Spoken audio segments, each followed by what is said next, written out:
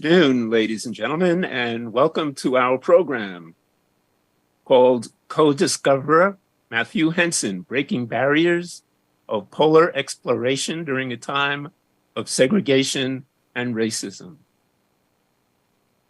If you were African-American in the second half of the 19th century, life was probably difficult for you, although not much easier than the previous 250 years under slavery. This was the Jim Crow era, a time when state and local laws were introduced to enforce racial discrimination and segregation. To African Americans, these laws were significant barriers to dreaming, much less achieving life goals and the hope of a better existence. These were the barriers that Matthew Alexander Henson had to face from the day he was born. Joining me for a discussion of his life and his achievements is a group of distinguished historians. It's my pleasure to introduce you to, first of all, Lacey Flint, Archivist and Curator of Research Collections at the Explorers Club in New York City. How you doing, Lacey? All right. Next we have... I'm great, JR. There you go. Charlie Catacalos, the exhibitions research and content editor from the Berkshire Museum in Pittsfield, Massachusetts. Charlie. Nice to be here. There you go. And also we have Jason Vivori, collections manager, also from the Berkshire Museum. How you doing, Jason? Good, nice to be here. All right. And we have Genevieve LeMoine, curator registrar from the Peary-MacMillan Arctic Museum at Bowdoin College in Brunswick, Maine. And we're happy to have all of these panelists here today. It's nice to be here. Great. We'll start this out by talking about Matthew Henson's earlier life. He was born on August the 8th, 1866 in Nansemond, Maryland, to sharecropper parents who were freed Black Americans before the Civil War. Matthew's parents were subjected to attacks by the Ku Klux Klan and white supremacist groups who terrorized Southern freedmen and former free people of color after the Civil War. Henson had an older sister and two younger sisters. His mother died when he was 7. His father remarried, and when he died, Matthew went to live with an uncle in Washington, D.C. He left school at the age of 12 and went to Baltimore, where he ultimately became a cabin boy on a merchant ship called the Katie Hines. The ship's captain, Captain Childs, took Henson under his wing and taught him to read and write, as well as seamanship and navigation. After Captain Childs died, Henson later returned to Washington and worked as a sales clerk at a clothing department store. And one of his customers was Robert E. Peary, who in November of 1887 hired Henson as a personal valet.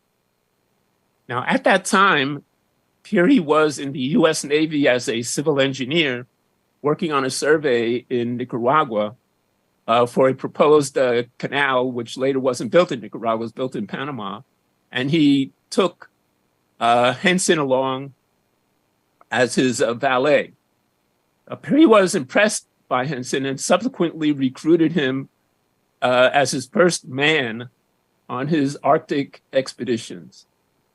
So now let's go to the panel here and talk about your early life a bit. First of all, Henson was born now and raised in a post-Civil War era. How difficult would it have been for an African-American to dream big and expect that those dreams might come true?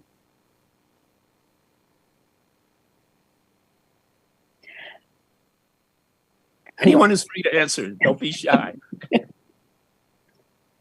It's all speculation. I mean, I'm not a 19th century historian by any means, but to me, it would seem almost impossible for a young man in his position to have had, the kinds of hopes and dreams to accomplish what he inevitably essentially did accomplish. But I'm always personally impressed with his decision as whatever he was, 12 years old, to get on a ship and get away.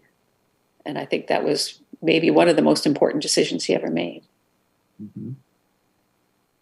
Anybody else have any thoughts on that? Is he, it's pretty young to be faced with these kinds of decisions. Now, his early life was fractured. His mother died when he was very young. Then his father remarried, had a couple of kids, and then he died. He went to live with an uncle, and then he went, on board a ship, sailing around the world. All at a very, very young age. In your opinion, how might these circumstances have impacted Henson's expectations for the future? I think that just the experience of like leaving America and traveling around the world probably really helped open his eyes to the different kinds of experiences that people can have outside of the kind of Jim Crow life that he was living, stuck in America. And that probably helped him to really think about what he wanted to do. Mm-hmm. Yeah, and it's also important to note. Sorry, JR, I didn't mean to cut you off. Okay. No. But I think it's also important to note. He was born in 1866. That's really only 1 year post Civil War. So even calling it the post Civil War era, although very accurate in terms of years, is really hard in terms of mentality and what's going on at that time. Culturally and legally, everything that's happening. And then again, he was 12 when this happened. I mean, his father remarried, his stepmother was allegedly abusive. He had a really tough childhood. So to then say, I have to make something of myself, make a name for myself, and kind of get on this ship. This feels like the only opportunity potentially that I could have. And how often is something like this going to come around? So to make the most of that is also incredibly impressive, just for anyone who's 12 years old to say, this is what I'm going to do. I'm going to, join this ship. And, luckily Captain Childs was fantastic, taught him so much of what he knew, and also really became that father figure for him, which was a huge, huge piece of the puzzle there for his future success as well. True enough. And now, of course, Henson didn't know that Captain Childs was going to kind of adopt him, if you will, and be a positive influence on him. So probably in a way, he caught a break by becoming a cabin boy there. Now, then he was hired by Peary to be basically a valet or I don't know, not a butler, but do you think that was considered a good position for a Black man then? Did Henson catch a break there as well? Would that have been something optimistic for him to get that job? What do you think about that? I think he knew. I think Peary knew when he hired Henson that he would be taking him to Nicaragua. And I've always thought, Henson, having had extensive experience traveling the world and then being stuck working in a shop in Baltimore, that would have been appealing to him. I don't, in terms of work or pay or job security or whatever, I have no idea whether it would have been seen as a step up. But to me, it talks to Henson's vision isn't quite the right word, but his openness to new experiences and his love of being out of the United States to some extent, and just his willingness to try new things and to just be out in the world. So basically, with a tough and unfortunate in many ways upbringing, It turns out that Henson probably finds himself, as he is now connected with Peary, as being luckier than maybe most of his contemporary African-American males during that time period. Yeah. So, I think he also made his own luck, though, to some extent, by being willing to take, like at 12 years old, going to sea is a big risk, and he took that risk. Working for Peary, an unknown, going into Central America, that was a risk, and he took it. And so in a sense, he made his own luck, and I don't know, he's a very smart guy, a very skillful guy. And that, I think, must have also shone through all his experiences. mm-hmm. Yeah. All right. He was Yes, I'm sorry. I was just going to say he was more than lucky. He was, yeah. So let's follow his luck now to the next phase of his life, from the time he met Peary and the two of them go to Greenland. That was in 1891. And in Greenland, Henson, he learned to trade with the Inuit people and learn the Inuit language. Now, the northern Greenland Inuit, formerly known as the Polar Eskimos, refer to themselves as Inuguit. And Henson, while he was there, was very skilled driving dog sleds, training dog teams in the traditional indigenous way. He was also a skilled craftsman. He learned to hunt, learned to build igloos, and he adapted to the Inuit way of life. He had a good relationship, apparently, with the people there, because they called him Mari Paluk, the kind one. Now, Henson and Peary made 7 voyages to the Arctic over the period of 23 years. They spent a total of 18 years on expeditions together. And the journeys covered thousands and thousands of miles in dog sleds, ultimately reaching the farthest north point of any Arctic expedition up to 1908, 1909. Now, on one of his trips back home, Henson in 1891 marries Eva Flint, but the marriage did not survive because of the long periods of separation, and they divorced in 1897. He later married Lucy Ross in New York City in 1907, and they had no children. But now back in Greenland, during his expeditions there, both Henson and Peary fathered children with Inuit women. Henson's woman, known as Akatingwa, if I'm pronouncing that correctly, fathered his only child, a son named Anwakak. Somebody's going to correct me. Anauka. Say it again. Anauka. Anauka. Yeah. Well, I might not pronounce it right, but he was born in 1906, and his mother, and Anawakak, Akatingwa. out here. Say it again, please. Akatingwa was his mother. Akatingwa, yes. Yes. And that was the only child she had with Henson, and Henson's only direct descendants. So now we have some exhibits and some slides and things to show you now. So I'm going to turn it back to Ginny. And what have you got for us there, Ginny?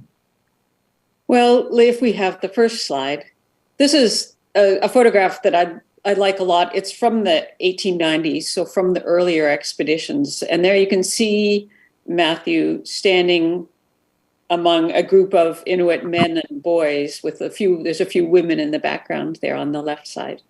And he's wearing a wool jacket, but underneath you can see he's completely dressed in traditional Inuit clothing. He's got on polar bear fur pants, like all the other men, and sealskin kamiks, or boots that have been made, but all of that clothing has been made by Inuit women.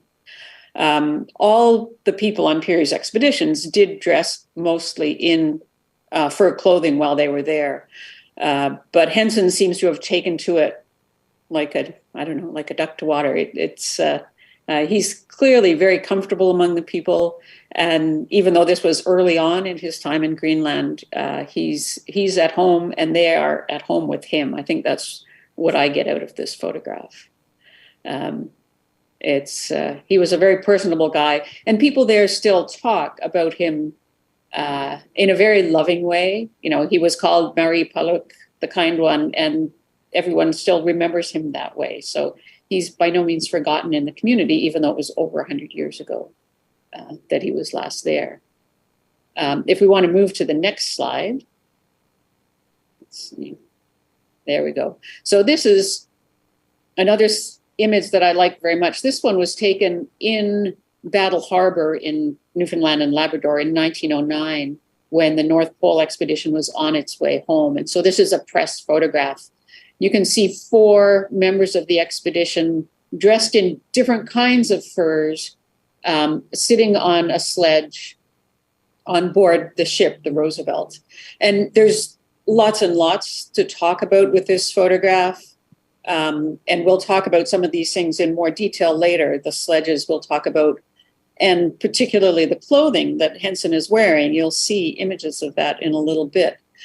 To me, what attracts me to this photograph is that it shows both the kind of clothing that the men wore on the long dog sledge trip up to the North Pole. So the guy in the middle, or up there, you can see he's wearing a very light sheepskin parka, which Peary had the Inuit women make so the men wouldn't get too hot while they were working in minus 40-degree weather, pushing sledges over big ridges of ice. So that was a working clothing. And then on the left-hand side, MacMillan, and on the right-hand side, Bob Bartlett, are wearing caribou fur parkas, which the men would have used to sleep in. They would have changed out of their sweaty sheepskin parkas into dry caribou parkas, which are warmer for when they're sleeping on the trail. And there's Matthew Henson sitting on the sledge wearing a beautiful fox fur parka. This is a traditional Inuit parka that was made for him, probably by Akatingwa. It's the kind of parka she would have made for her brothers, husbands, fathers. All the Inuit men wore these fox fur parkas for warmth, or they wore, if they wanted something cooler, they'd wear a sealskin parka. They didn't usually wear caribou parkas. They never wore sheepskin parkas unless Peary gave them one, I guess. But he proudly wearing that beautiful, very traditional Inuit parka just talks a lot to me about how well integrated he was into that community.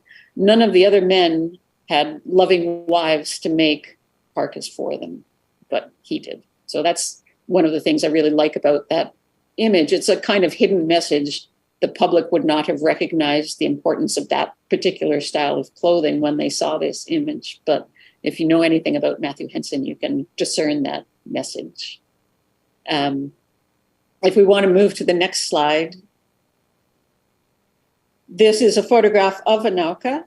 So after 1909, of course, Henson was never able to get back to Greenland. So he never saw Anauka again.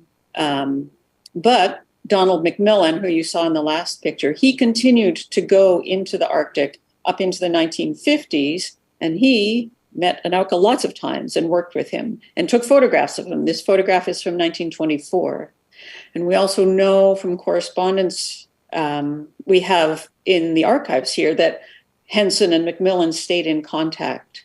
So there's no direct evidence, but we assume that MacMillan was able to keep Matthew Henson apprised of how well Anauka was doing. He grew up to be a very successful hunter with his many children, and he now has many descendants still living in the community.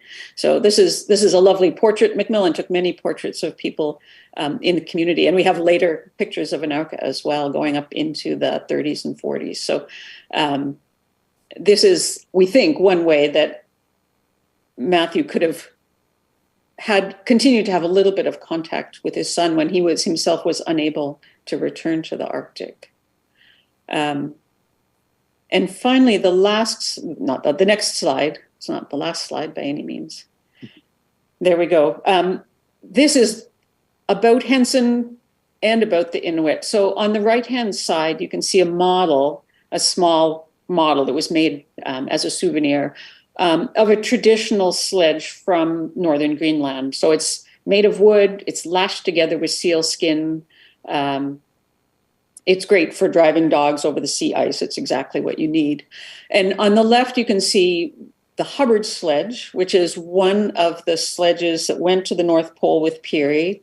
He then gave it to General Thomas Hubbard, who was one of his big backers, another Bowdoin graduate. So Hubbard donated it to Bowdoin College, and it's still here. It was, of course, made by Matthew Henson. Most of the carpentry work on the expeditions was done by Henson. He had other people helping him, of course. He didn't do every single bit of work himself. And we can talk more about the sledges later because we'll see other photographs of them as well. The story I have about this one that I really like is a piece I recently found that Macmillan wrote but never published, describing how Henson was working on the sledges. And you can see, it's a little easier to see in the model, how they're lashed together with sealskin. And the Inuit hunters making their own sledges, those lashings have to be very, very tight, of course. And they would use their teeth to pull on them to tighten them. And Macmillan describes watching as Henson, making these North Pole sledges, did exactly that, tightened the lashings with his teeth. And then when he was finished, the elder Inuit hunters came over and looked at his work, his handiwork, and nodded approvingly. And he'd done it right. He'd learned from them, and he'd learned his lessons well. I don't want to go on too long. You could talk about all these things a lot, and we can touch on these things in more detail later. So I'll hand it back to you, JR. All right, great. One of the things that always fascinated me is that Henson was able to learn that native language, Inuktun. Yeah. How difficult was that to learn? Did a lot of the polar explorers bother to learn the language? Not a lot. Peary could speak it, not as fluently as Henson. Donald Macmillan learned to speak it as well, although people told me he had a funny accent and they used to tease him. They never said that about Henson. I don't know. Inuktitut it is challenging for Westerners to learn because it's a very agglutinative language. So what we might say in one long sentence, they would say in one long word with a base word and a lot of suffixes and infixes and things like that. So it's formed very differently. So it can be challenging, but certainly people do learn it. And it sounds like Henson was good with languages, as some lucky people are. How about you, Jenny? Can you speak this language? No, I know a few words, and names of animals, names of foods, and things like that, but I cannot speak it. Now, Henson had a good relationship, as we know, with the Inuit. I'm wondering your opinion. How does that compare with the typical white polar explorer who went up there? Did they treat the indigenous people essentially the same as Henson did? And was that a reciprocal relationship? Did they like those polar explorers as much? I think it varied to a great deal, because they're interpersonal relationships. And, Peary, for instance, he's a much more hierarchical person. He was more, people were sometimes, they liked him, but they were frightened of him. They trusted him, but they weren't friends with him. Whereas Henson just fit into the community more. I don't know whether it was a combination of his personality and, just as a human being. And because people perhaps found him less threatening, they were more open to being a friend with him. A few others managed it. Macmillan became friends with people, once he learned the language. Before that, earlier explorers, no earlier explorers had any significant relationships that you would think of with the Inuit that could be considered friendly. But subsequently, as into the 20th century, white people, Americans, Canadians, British people working in the Arctic were more likely to establish friendships with the men and women they were working with. But nobody, I think, was ever quite as integrated into the community as Henson. Right. So, no, and I would actually attribute some of that those later explorers to Henson and his successful relationships, because they were so strong, and that really did come across so well as part of his legacy. Vilhjalmur Stephenson, who was a little bit later, he was the 1920s, completely credited his success in the Arctic with becoming friends with the Inuit and working with them. And it was because of Matthew Henson's lead that happened. mm-hmm. Now, Peary and Henson made a lot of expeditions during this time. And so I'm curious if Peary and Henson had never actually gone to the North Pole in 1908, 1909 trip, would they have been as famous? How important were these earlier expeditions that they took? And would they have been that noteworthy had they not done that final one in 1908, 1909? Well, Henson, not so much. Peary was very, the newspapers followed all his expeditions throughout the early 20th century. So he was already pretty famous by 1908. And Henson, I think, less so because of the nature of American society at that time. I don't think they would have had the enduring legacy, perhaps. The work would have sort of faded a little bit more if there hadn't been the North Pole to attach it to. I don't know what others think. I would definitely agree with that. Yeah. I mean, I think, so this is, as a whole, this period is the golden age of polar exploration. People are pushing those boundaries of further north, trying to be the first expedition to get there. Countries are mounting them and supporting them, through government funding. So the final North Pole headline certainly helps. Mm-hmm. Mm-hmm. And one other question here. So both Peary and Henson had a child with a Native woman. How typical was this of early polar explorers? Pretty typical. Yeah. There are certainly other. Stephenson, for example, had a family. Mm-hmm. Flaherty, a little later, he had a family. Mm-hmm. One of the Bartletts had a son in Northwest Greenland as well. And there's another man that people have told me was fathered by a Norwegian, but they didn't know who. And that's just within that Inuit community. So yeah, it's common. Did they tend to keep up with the children that they had, or were they like Peary and Henson, when it was time to go home, they just went home? Yeah. They just went home. Yeah. They just went home. And just finally, before we go on, can you say a few words about the Inuit people themselves? I mean, how did they get to Greenland? How long were they there? Where did they come from? So the population of Greenland is complicated, a little bit complicated. All of the Inuit originated in, sort of the Bering Strait region. Greenland was first populated around 4,500 years ago by migrants out of that area.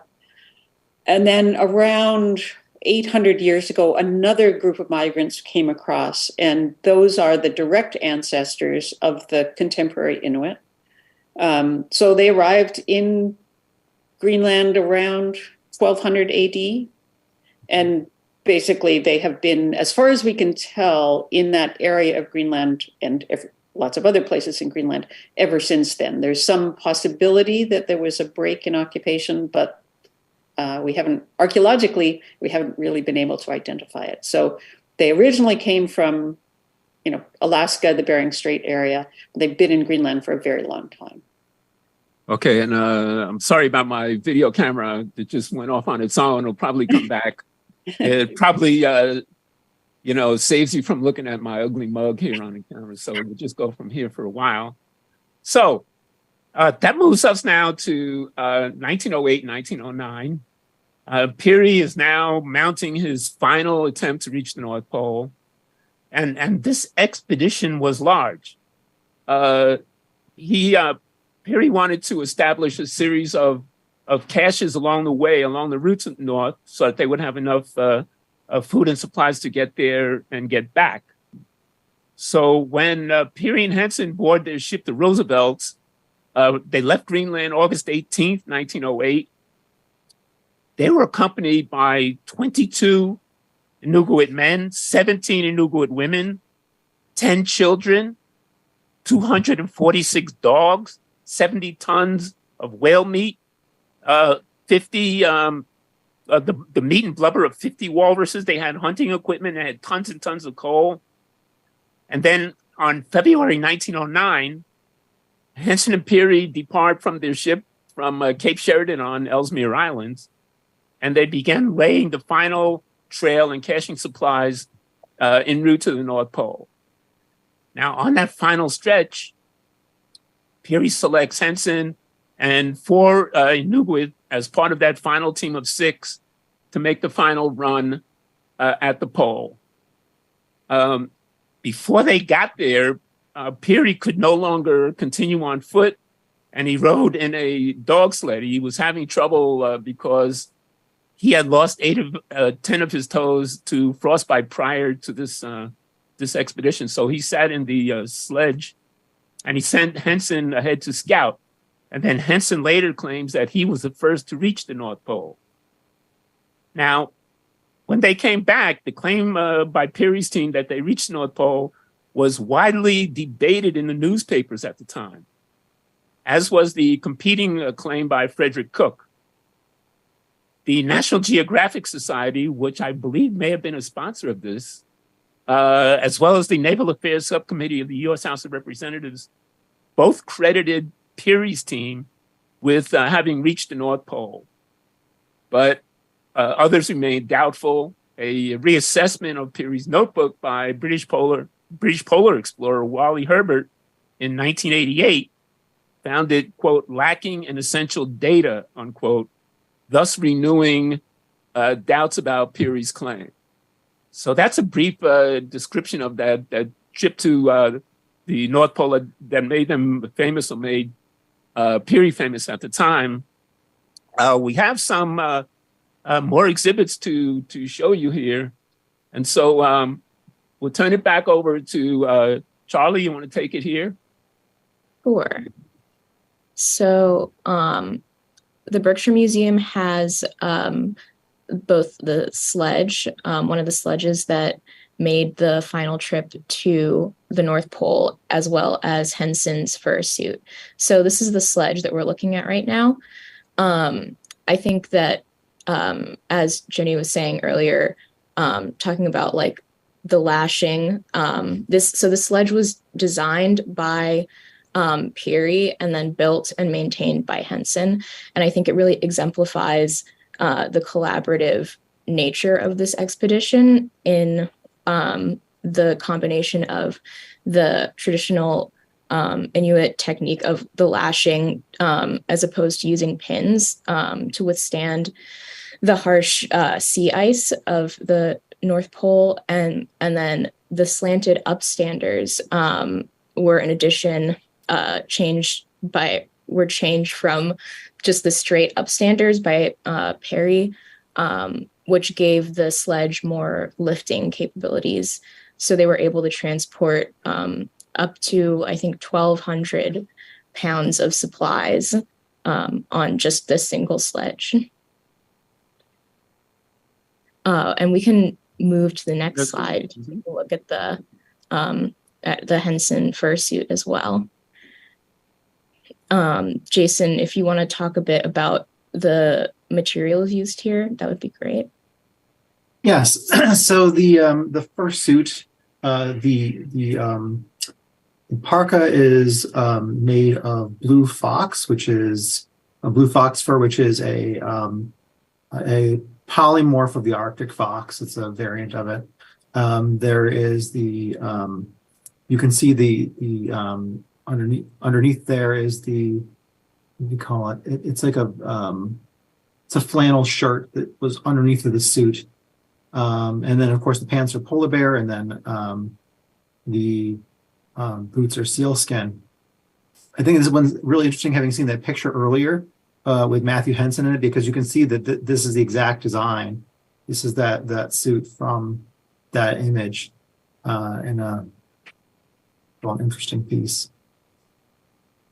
Is this the actual suit from that photo that he was wearing? I believe so. It is Matthew Henson's suit. It was given by Matthew Henson to Zenas Crane. And we have some letters that between Zenas Crane and Matthew Henson, where Henson thanks him for his kindness, and they had a visit, and Zenas Crane had read his book. And then Henson made a gift of the suit to Zenas Crane, which came to the Berkshire Museum. That's great. Now, I believe, Lacey, you have some things to show us as well.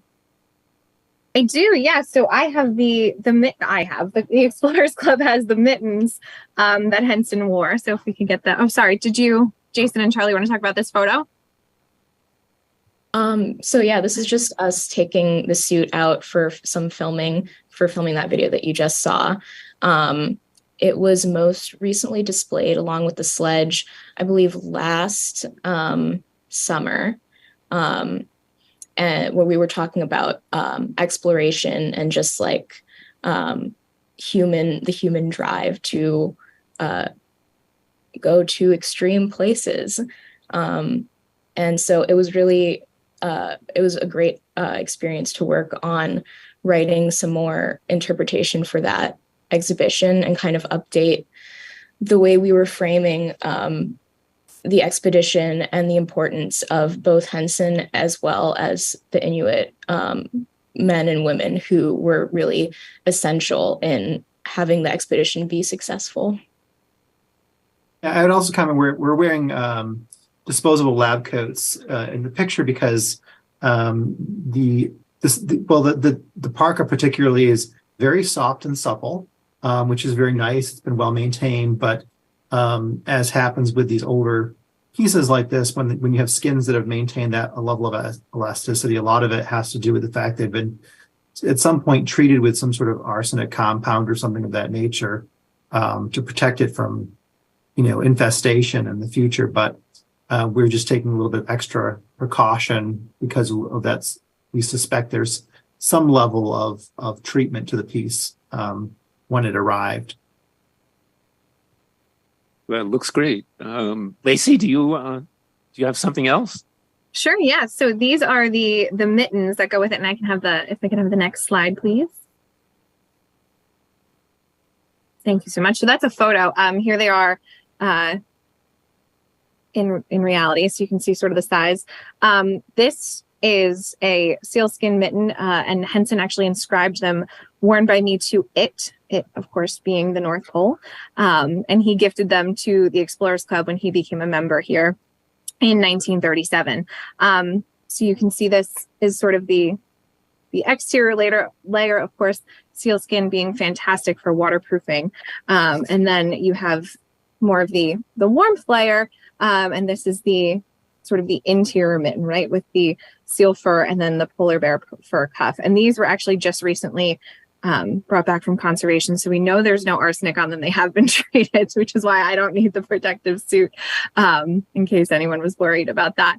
But yeah, I mean, it's fantastic to see how they've held up and, to sort of just think about that human experience of, bringing these items with you, and having worked with and collaborated with the Inuit people to have created these items.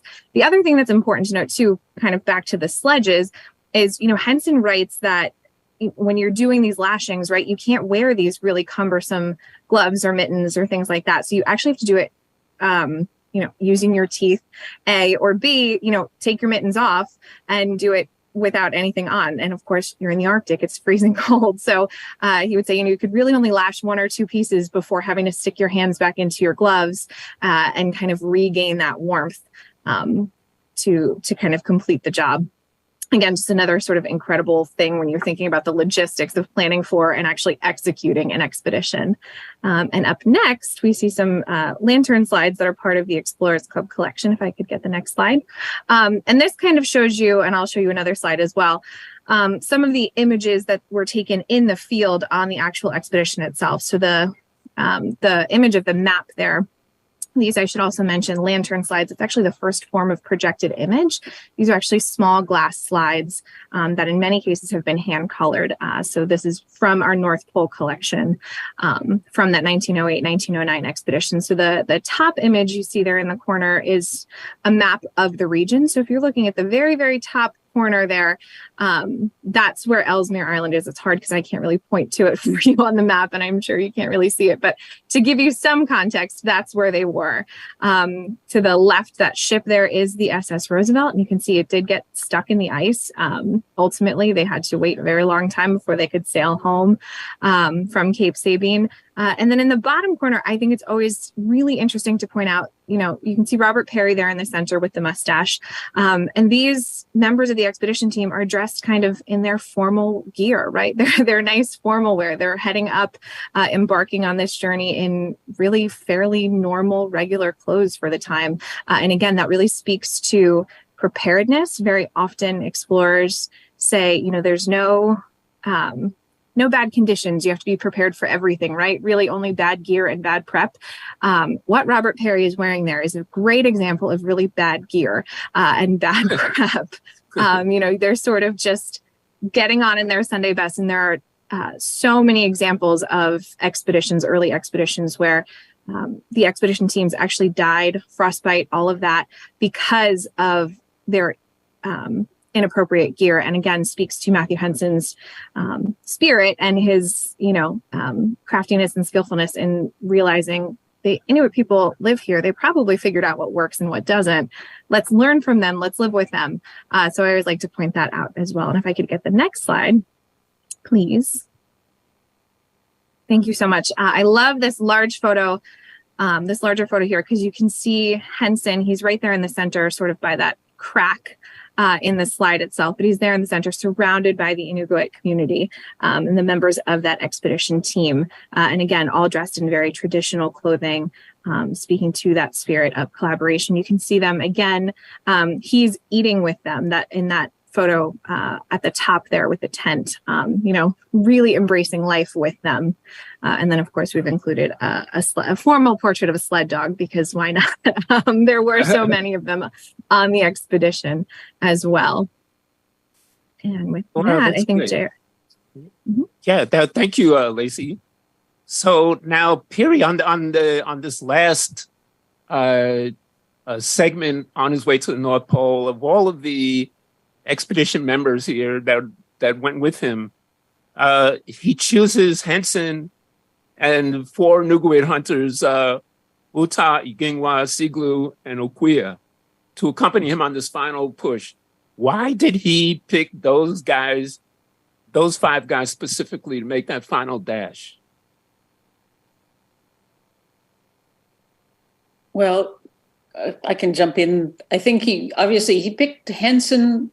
He gives conflicting reasons for picking Henson, but realistically, because he couldn't really function without Henson in the field, both as an aid and as an interface between the Inuit, because he had much better relationships with them and things like that. And he was an excellent dog sled driver.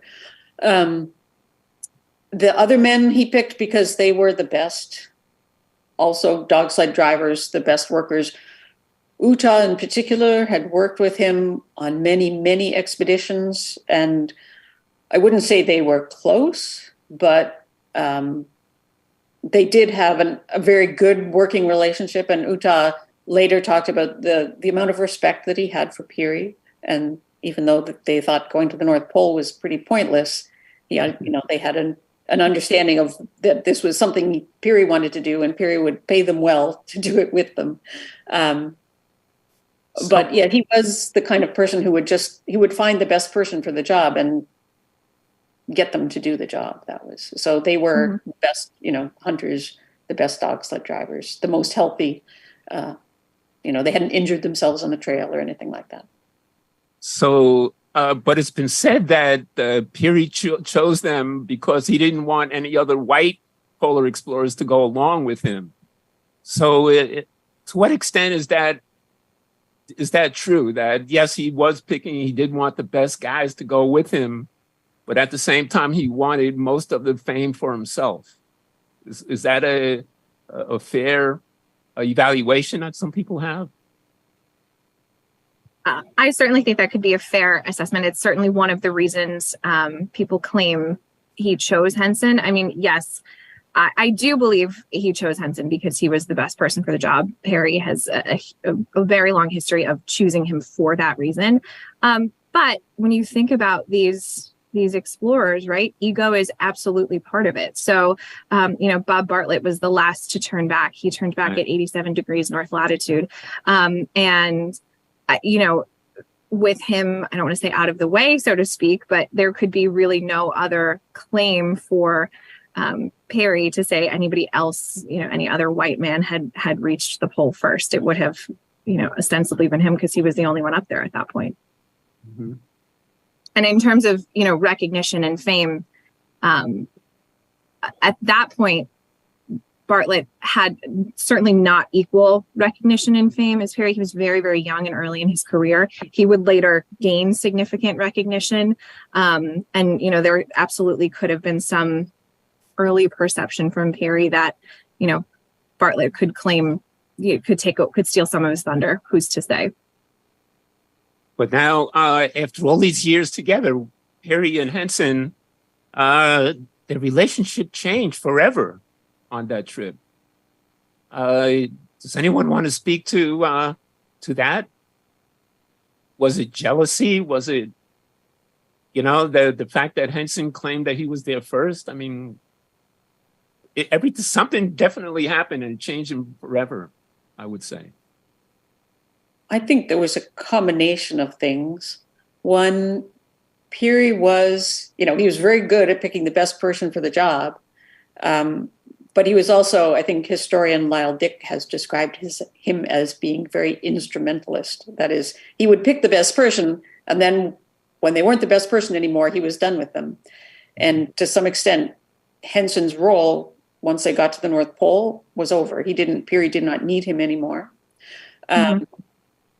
And then there's the argument that they had basically back in New York when Henson wanted to go on a lecture tour and to publish and things like that, and Peary did not want him to. And Henson went ahead and did it anyways because he needed the money. He didn't, he had no job.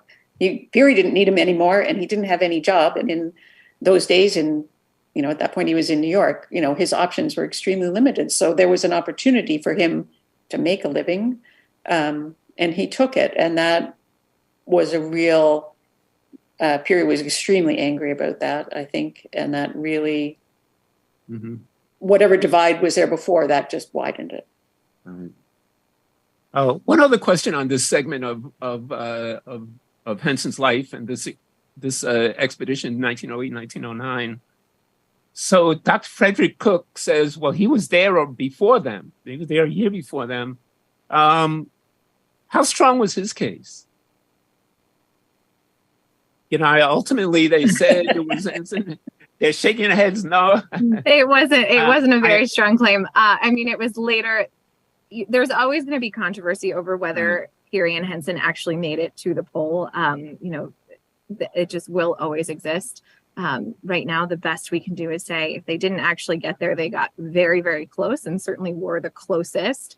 Cook's claim really, I don't want to say came out of nowhere, but essentially he kind of went up on this expedition, and in terms of speed and how quickly he did it, in terms of actual commentary from Matthew Henson that he had heard from Inuit who had been with Cook on the so-called North Pole, his so-called North Pole discovery expedition, that they never lost sight of Ellesmere Island, which isn't possible if you're heading to the North Pole. So, there were a lot of factors in there that ultimately could discredit that claim. And it ultimately was discredited. Granted, Peary had a lot to do with that in terms of, sort of a smear campaign, if you want to say it that way. He certainly had the press going, and was able to talk to Congress about it, and sort of they ended up voting who got there first. It was a really, really contentious time. But in terms of Cook's claim, back to the original question, it scientifically likely wasn't possible. Right. All right, let's then go on to the final segment of Henson's life here, post 1909. When he returns from the pole in 1909, Henson is honored by dinners within the Black community, but during the following decades, Admiral Peary received many honors for leading the expedition to the pole, but Henson's contributions were largely ignored. And in 1912, Henson published a memoir about his Arctic explorations called A Negro Explorer at the North Pole. And in it, he describes himself as, quote, a general assistant, skilled craftsperson, interpreter, and laborer, unquote. Henson later collaborates with author Bradley Robinson in 1947 to write a biography, Dark Companion, which told more about his life. So Henson spent most of the next 30 years working on staff in the U.S. Customs House in New York, and he later gained a measure of attention and recognition. For example, in 1937, Henson was admitted as a member of the Explorers Club in New York City. In 1948, was made an honorary member. In 1944, Congress awarded him and 5 other Peary aides duplicates of the Peary Polar Expedition Medal, a silver medal that was given to Peary, and Presidents Truman and Eisenhower both honored Henson. In March the 9th, 1955, Matthew Henson died in the Bronx at age 88 and was buried in Woodlawn Cemetery. He was survived by his wife, Lucy, and after she died in 1968, she was buried with him. And then 20 years later, in 1988, both their bodies were removed for interment in the Arlington National Cemetery, thus bringing an end to a long and glorious life for Matthew Henson. We have, I think, a slide right here. I think this is this your slide, Ginny? You want to? Yep. This is a very early 20th century piece of ephemera. It's a cigarette card. There were these collectible cards that came packaged with cigarettes in those days. And this company, Hassan Tobacco, had a series, The World's Greatest Explorers, that had, Henry Hudson and Greeley and lots of different explorers of the day. Usually the names we associate with big expeditions. And then Peary was in there, of course, and then there was Matthew Henson. And he's the only sort of non-scientist, big name explorer included in this, certainly the only African-American included in this whole series. And I like it because I attribute his inclusion to the fact that the series, all the paintings in the series were done by Alberto Perti, who was an artist, who knew Henson. He'd been on summer expeditions with Peary and Henson to the Arctic. And the fact that he knew Henson and he knew how important Henson was to the expeditions and what a big role he had in them, that personal connection caused him to convince somehow this tobacco company, among all the white people, all the white men, there's one woman, and a whole sea of white men in this collectible card series, to include Matthew Henson in there. And I think that just speaks to the impact Henson had on the people who knew him. And, people could see how important he was, what a big role he had in all of these things. So to me, it's very early. 1910 was when he was issued. And after that, there was probably, until he published his book, not much attention paid to him. But this is something to me that really stands out as unusual for this time period. Mm-hmm. And I think, Lacey, you have something to show us as well. Yeah, so from our archives here at the Explorers Club, if I could get the next slide, please. And I'll just go through these quickly because I know we're short on time here. But the first item that you'll see is a citation that was granted. This is the press release for a bust that was being put up in Henson's honor at the time was the National Association for the Advancements of Color People. This was in 1955, so this was actually right before his death. I'm sorry, this was in February, and he would die in March. But this again speaks to his legacy and how he was honored and would be honored, and really sort of would his legacy would continue forward. The title of it is The Going and Getting Forward, which I think is really remarkable. The next slide that we have a similar situation. This is another sketch done by Alberto Perdi here, based on this photograph. This was from, to kind of speak to his legacy. This is from an article published in 1966 in the American History, the Illustrated History of America.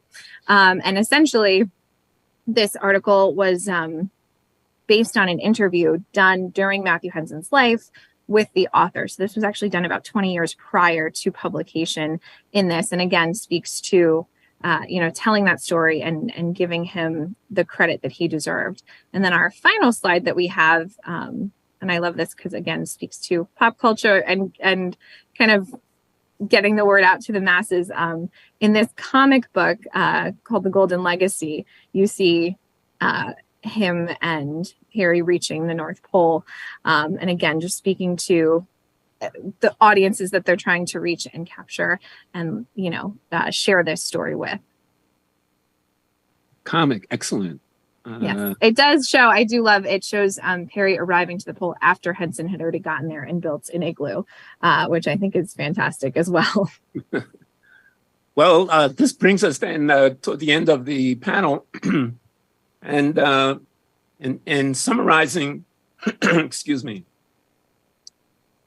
114 years after his dash to the North Pole, with Peary and 4 Nuguit hunters, 1909, Matthew Henson is finally getting the recognition and appreciation he deserves. After being virtually ignored after the epic voyage, Henson has now been regarded as the co-discoverer of the North Pole alongside Robert Peary.